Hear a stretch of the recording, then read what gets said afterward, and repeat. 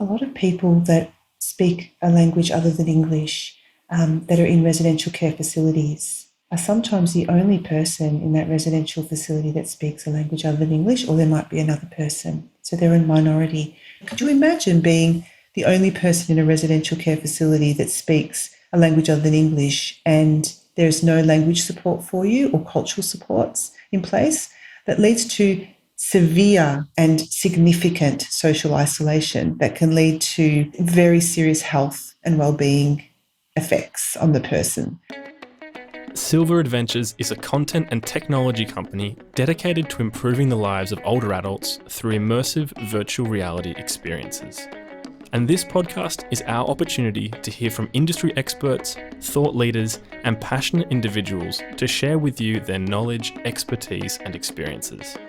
Welcome to the Aged Care Enrichment Podcast.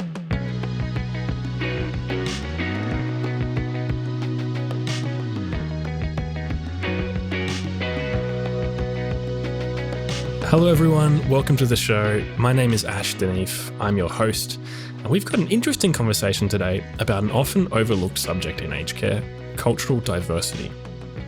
I'm joined by two guests from the Centre for Cultural Diversity in Aging, Lisa Tribuzio and Nikki Rittinghausen, and as you can tell, I have quite a lot of fun pronouncing their names.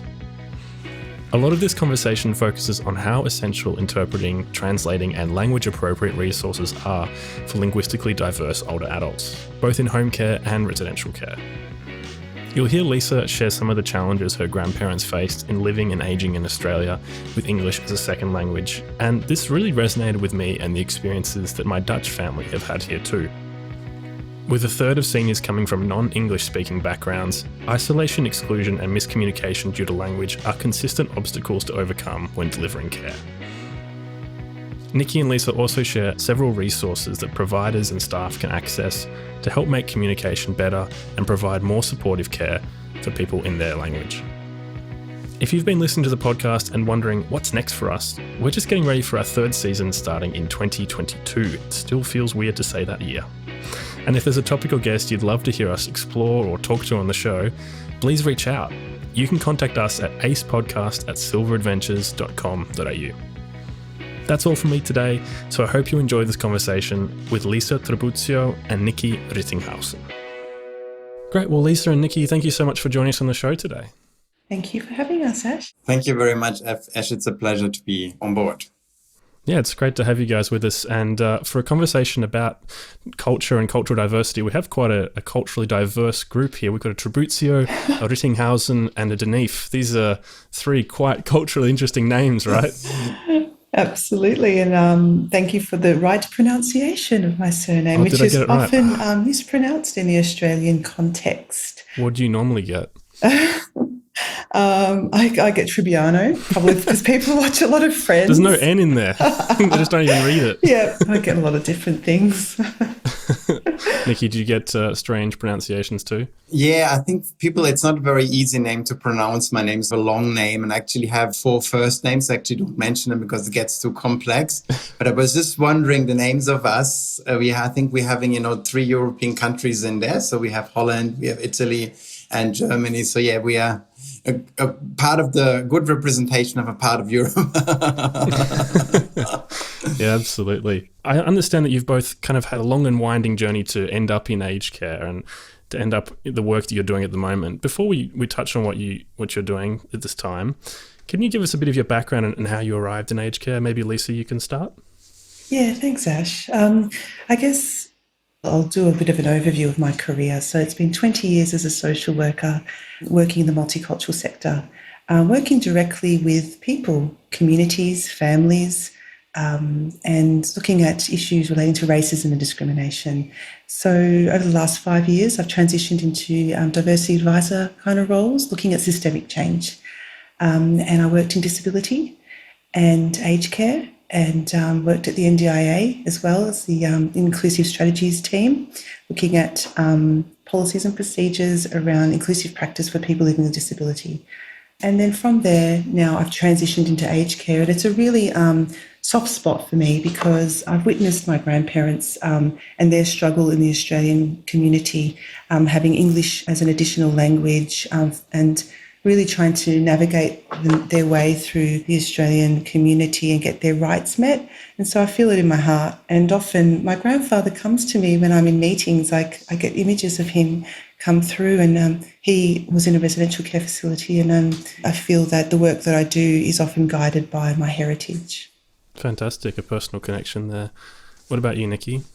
Actually, maybe I start with my grandmother just did 100 years, returned 100 very recently. And I always enjoyed working with seniors and older people, and maybe comes from my grandmother because we have a very fun relationship. I started off doing international studies, and I came through the multicultural rail, if you wish, because I did bachelor's thesis on the origins of multicultural policy in Australia. And then after my master, I started working at the ECCV, Ethnic Communities Council of Victoria, in multicultural aging. So it was a crossroads of aging and multiculturalism. And that was my role as an aged care policy officer, and also worked in policy roles in projects and sectoral development.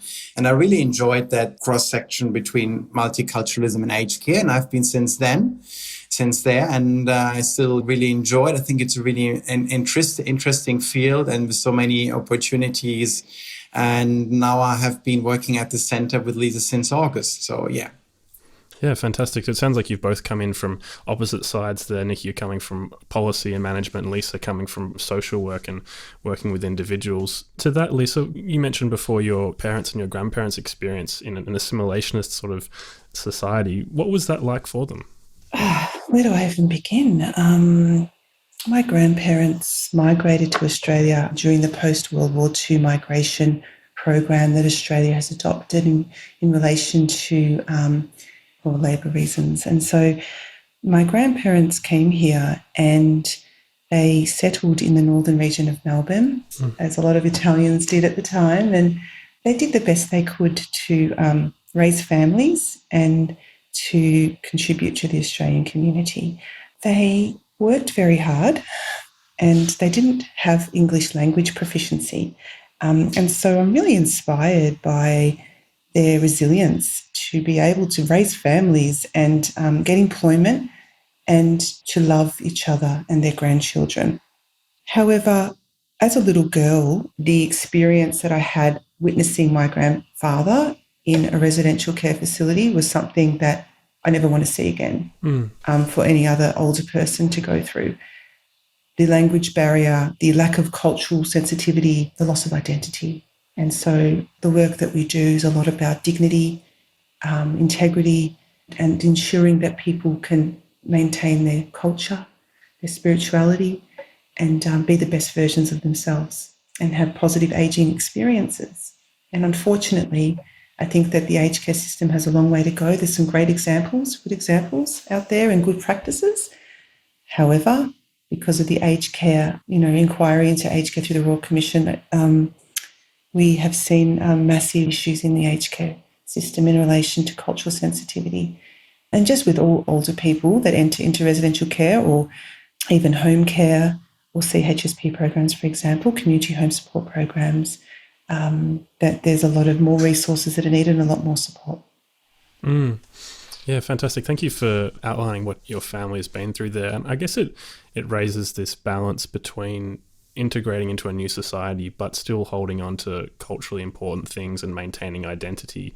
I imagine the work that you're both doing at the Centre for Cultural Diversity and Aging is treading that line a lot. How do you balance that? Say you're supporting a family or you're encouraging a community. How can you balance those two aspects? Yeah, I think it's important that we don't come from the perspective, that we are like criticizing organizations and saying, you're not able to do this, because, the matter of the fact is that we have 1/3 of seniors from non-English speaking or culturally linguistically diverse backgrounds. So it's not about necessarily criticizing providers because, as you said before, there's a lot more work to do to ensure that, providers deliver culturally inclusive care. It's more about, building the capacity of them, helping them, being that coach, being that trainer, or, teaching them how to do it because they don't have either resource, they don't know how to do it. So it's really for being that supporting or person or giving that advice. And, just to what Lisa said before, I think I also get it a lot that people ask me why, there's so many people who don't speak English. They have been here for a long time. And that's really about explaining to a lot of people that maybe they migrated in Australia, but they never really had the opportunity to actually learn English.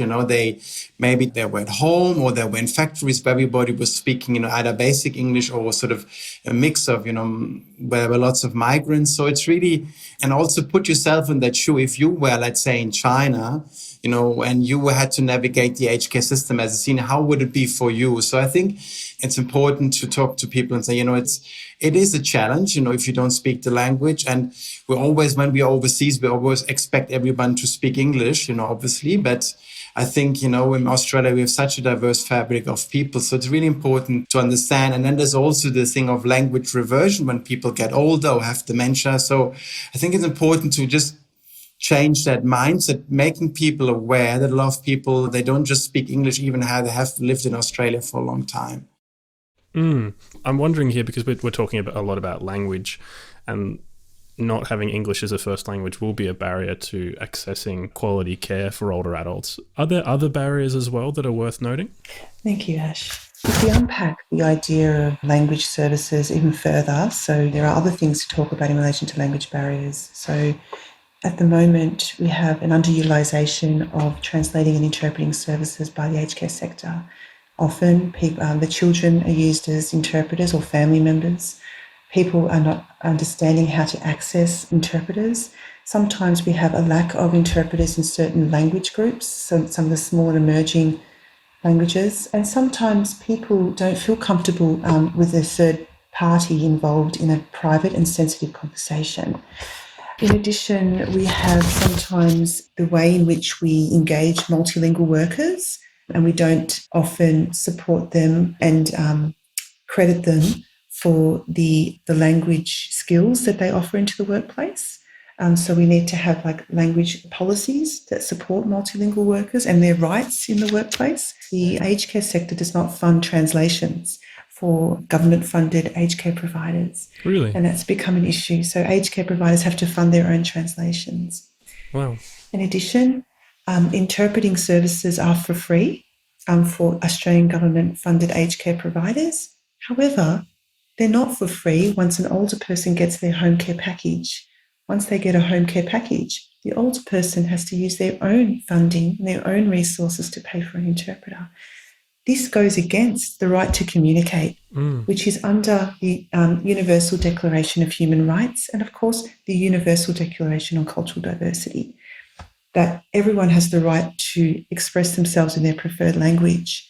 And there's a lot of advocates suggesting that interpreting should be subsidised across all of the consumer pathway within aged care, not just in the assessment process, and not just in residential care facilities, for example. It should be once they get their package, that if they would like to get personal care worker, or if they need transport, or if they need to link with a social support program, for example, that the interpreting there should also be subsidised. I just wanted to mention some of the issues in aged care in relation to language services.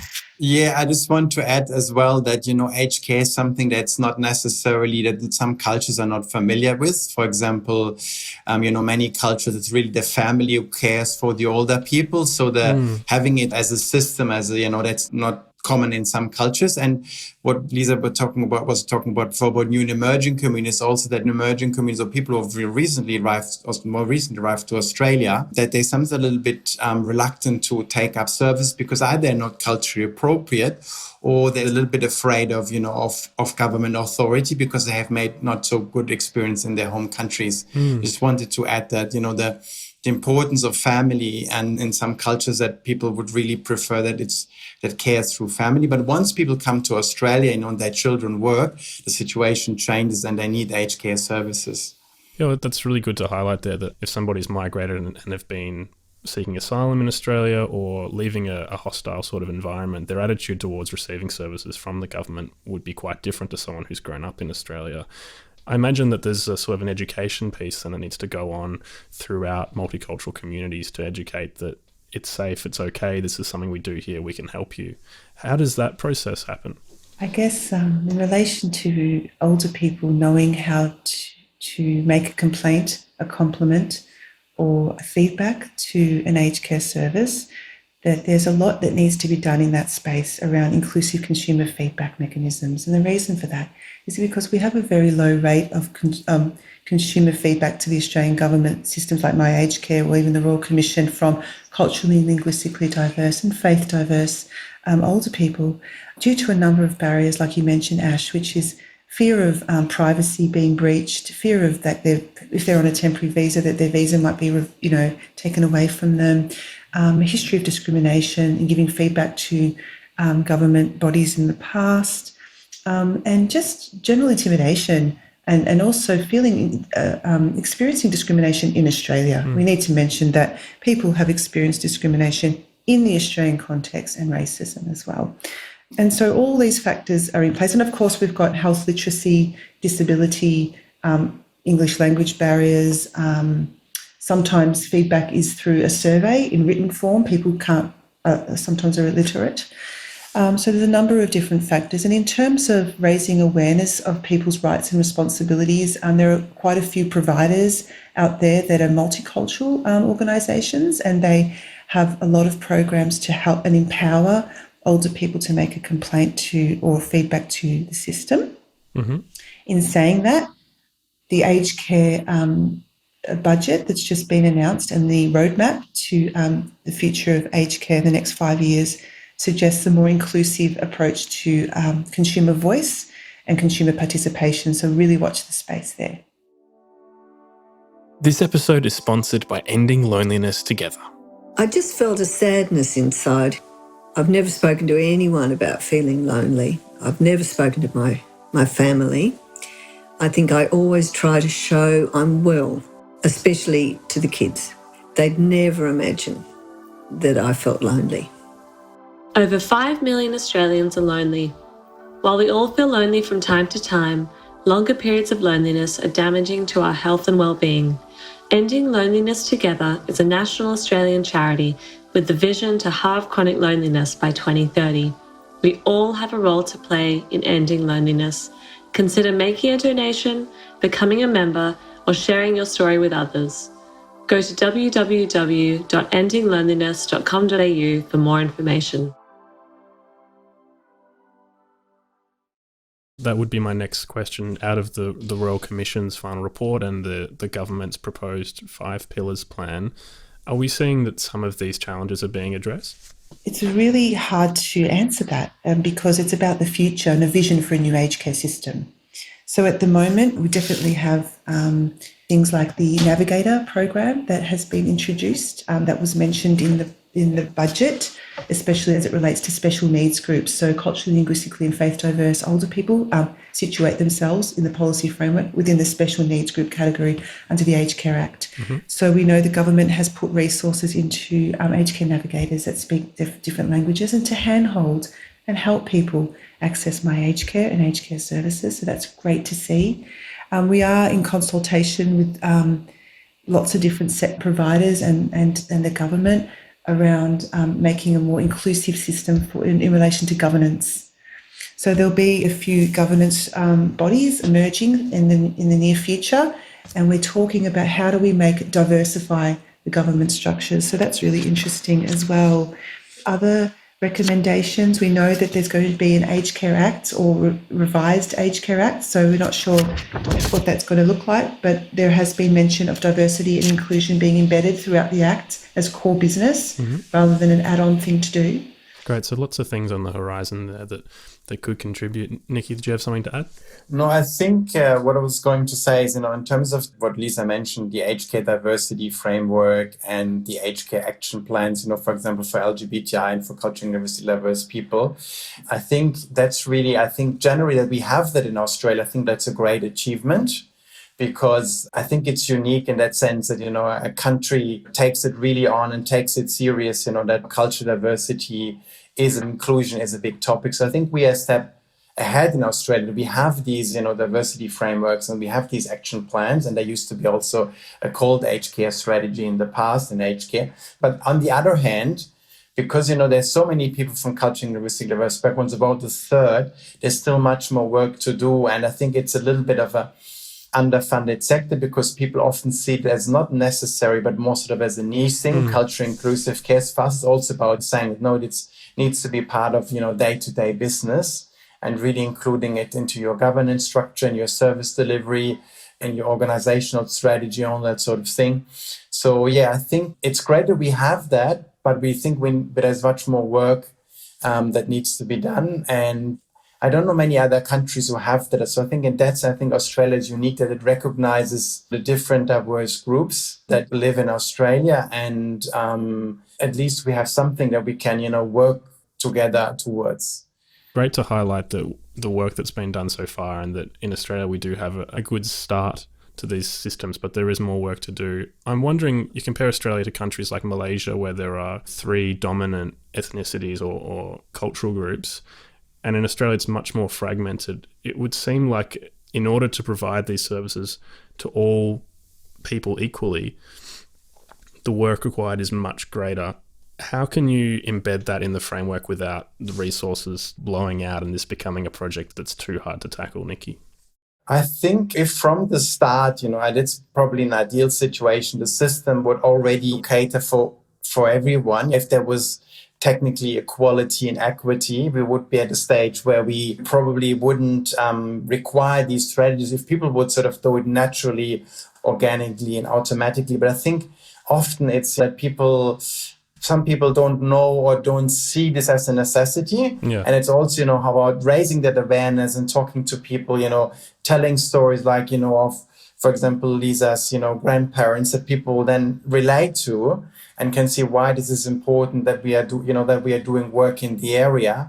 I don't know much about Malaysia, but I know from Singapore that they also have, that's different makeup of different ethnicities. And they're also now starting to get seniors from different ethnicities aging. They're also looking into how can we make the system, more responsive for all different, groups within Singaporean aged care system. So they're actually reaching out, coming to Australia, wanting to learn from countries like Australia with experience, with a lot of the high migrant population, to learn from Australia how to, cater for a very diverse makeup of society. So I think we are in a world where I think we still have to learn a lot.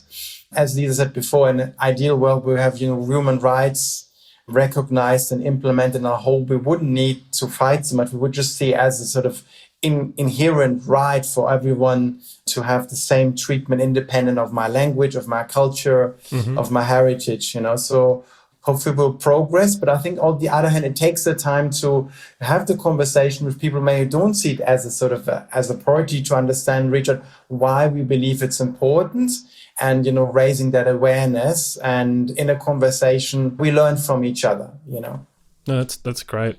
I think we've touched on here how in the governance sense, and how in policy and in terms of interacting with the public sector, this can work. If you focus on the residential care providers, for example, say that a new migrant comes in, or somebody from a recently arrived group, say a Sudanese or Somalian older person comes into a facility who doesn't speak English, what resources are available to the care provider to assist this person through their care journey, Lisa? At the moment, the Australian government-funded aged care residential care provider has access to interpreting for free.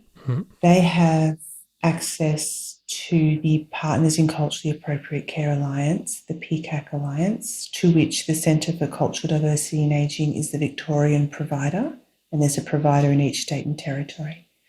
Those organisations provide diversity coaching and support and resources, including access to multilingual resources, subject matter experts around diversity and inclusion, principles and organisational approaches to support diversity in their organisations. So they can ring the PCAC provider in their state and territory and get advice to support this particular older person. They can reach out to peak bodies, but also to, say, organisations that support African communities to get support. The other thing they have access to is the Community Visitors Program. At the moment, we know that the Community Visitors Program, which is a volunteer that can go into a residential care facility and speak to and help older people that are experiencing social isolation, that there are a range of different languages that the volunteers speak. So they could ring up and see if they speak Somali. They can get support to access Somali materials. Now, I'm not sure if there's a lot of, say, Somali newspapers out there or TV shows, but they'd have an obligation to ensure that this older person can express themselves freely within that setting. And if we look at the aged care workforce, over a third come from multilingual backgrounds, the workforce itself.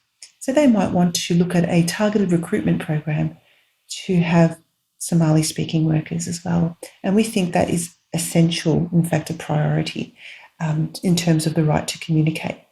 Because you can't always call an interpreter if someone's thirsty or if someone's in pain in that moment.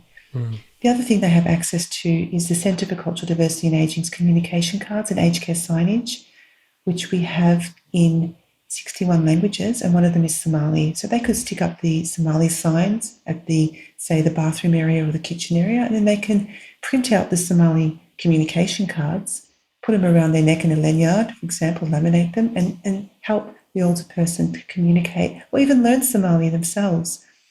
Some of the words in the communication cards are things just like, relating to clothing, personal care, food, feelings at times as well. So they can use those cards as well. It does sound like the best case scenario is when a residential facility might have a few residents from the same cultural background, and then they can bring in more resources and they can slowly start to accommodate more of the people. But it sounds like it might be a challenge for the first people who arrive in the facility, that it's going to be a big adjustment period for the facility to get up to the point where they can provide supportive care for that individual in their language. That's right, Ash. And if you look at the statistics from 2019 report looking at cultural diversity in residential care, authored by the Centre for Cultural Diversity and Ageing, suggests that a lot of people that speak a language other than English that are in residential care facilities are sometimes the only person in that residential facility that speaks a language other than English, or there might be another person. So they're a minority. Could you imagine being the only person in a residential care facility that speaks a language other than English and there's no language support for you or cultural supports in place? That leads to severe and significant social isolation that can lead to very serious health and well-being effects on the person. We think that social isolation is not related to health and well-being, but research has suggested otherwise. And sometimes people get very serious depression if they're not able to communicate. And we need to see language services as an essential service, not as an addition. Even if there's one person in the residential care facility that has English as an additional language, we need to put exactly the same resources into that person as to everyone else that speaks English as well, even though they are a minority. To return to my earlier question, which sounds like I probably jumped the gun with a little bit, but this idea that languages are a focal point of inclusion, and of course being able to speak in your own language, as you said, is a human right. Are there elements of cultural inclusion that go beyond the language? I think, one important point is the food, culturally appropriate food. Then we were talking about spirituality and religion as well today. So the importance of, culturally appropriate care also includes, that you can, access, your preferred priest or imam or rabbi, for example, in palliative care. So that also spans to palliative care, that, we have culturally responsive palliative care. It could be something around the aged care assessment. How do you assess a person? So often, there's, different models, for example, in to detect dementia, and there's what's called RUDAS, which is a culturally appropriate dementia assessment tool. And also what we were talking before about having partnerships, for example, in the community visitor scheme. So people are visited in their facility and that they have a volunteer from their same cultural language background, so that there are partnerships, for example, with multicultural organizations, that then there's a volunteer to visit people in residential aged care. So I think it covers a number of things. So food, I think, is important too, because I've I remember an example where, an Indian senior was in a residential aged care facility, just as a little story. And the person didn't really like the food, what was in that facility. So the wife was then bringing, food to the facility, which is an issue in itself, because he really didn't eat that food and didn't really, really like it. So that, importance of having your own food that you are familiar with in the facility is also something that is important. And we try to feature best practice examples or good examples where, organizations actually do that. There's a facility of Bolton Clark in Westmed in Sydney, who actually, have co-designed their menu together with different communities, and they have done, different things on their menu. So I think it's really important, not just language, but, religion, palliative care, assessment, but also that, organizations that they co-design their service, whatever their consumer makeup is. So if their consumer makeup is, let's say from Arab-speaking community, maybe they prefer carers, so same-sex carers, for example, or that they would like to have halal meat. So it's really, working with the consumer and seeing, what that person wants. So we're actually going to launch a practice guide, an effective co-design with consumers from culturally and linguistically diverse backgrounds to help organizations who want to work with their clients to be able to have an approach where they really work with the consumer to deliver the service that they want. Absolutely. Guys, we're almost out of time, and I really enjoyed this conversation and digging into this issue and lots of different aspects of it that I never thought of. Before we go, where can people find out more about your work and the Centre for Cultural Diversity in Ageing? Yeah, absolutely, Ash. Thanks for that question. And they can just visit our website at www.culturaldiversity.com.au. Our website is funded by the Department of Health. It's for a national audience, so it's actually a program in itself. Fantastic. Well, Nikki, Lisa, thank you so much for your time today. Thanks, Ash. Thank you, Ash. It's great talking to you. Well, we hope you enjoyed this episode of the Aged Care Enrichment Podcast, brought to you by Silver Adventures. Don't forget to subscribe to the podcast on Apple Podcasts, Spotify, or wherever you're listening. And if you're enjoying it, please leave us a review. We'd really appreciate it. If you're interested in finding out how immersive virtual reality experiences can enrich the lives of older adults, visit the Silver Adventures website today at www.silver, that's SILVR, adventures.com.au. See you next week.